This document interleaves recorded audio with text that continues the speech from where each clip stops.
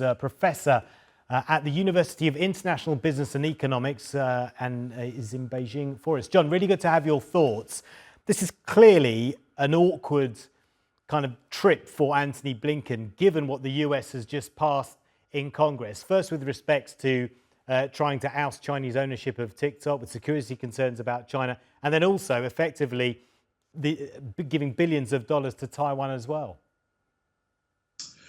Well, I think this is a trip that is very important for Antony Blinken. I think this trip is all about China's relationship with Russia. Now, we have to understand that the State Department of the United States is having a very tough time because of the two ongoing wars, one in Middle East, one in Ukraine. And the Ukrainian side is not doing so well. And, the Washington is trying to blame China. And I think they found an excuse that China's normal trade relationships with Russia is found to be a scapegoat.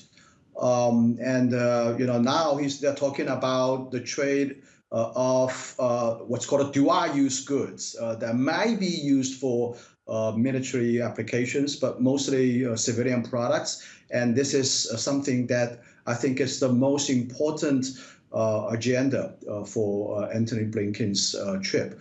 But I have to also point out that, as I said, China's position on this war is a neutrality. As much as China trades with Russia, China is also the largest trading partner with Ukraine. A lot of people don't know about this. I mean, China imports a lot of grain from Ukraine. And furthermore, there's actually a Wall Street Journal article a few weeks ago talking about the most important weapons in Ukraine, by the Ukraine side, of course, is the drones from China. I mean, these are the drones, the civilian drones sold by the world's largest drone company, DJI, here in China.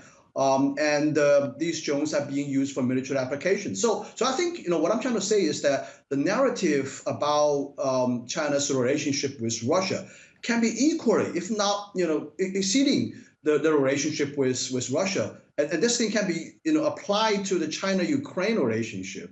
So the point that China is to be blamed for is totally unnecessary and totally unjustified, in my view. Yeah, and I take your point about Russia being top of the bill, Russia and Ukraine, but certainly Taiwan must be next on the list in terms of talks, because the American relationship with Taiwan has angered Beijing for a long time now.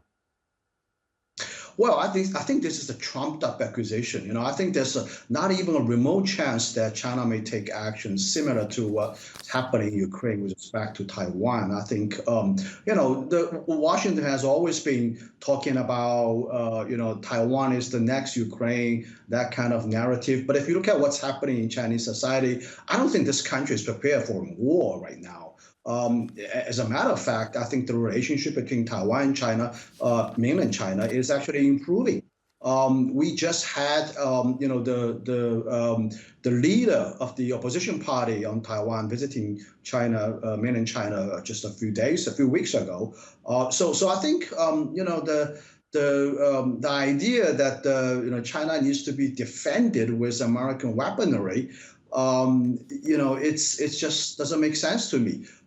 Especially, they're asking China to refrain from trading with Russia with normal goods, while at the same time they are selling weapons to Taiwan. So this is it's a very difficult argument to sell, in my view. How can you expect people to cooperate with you there, right?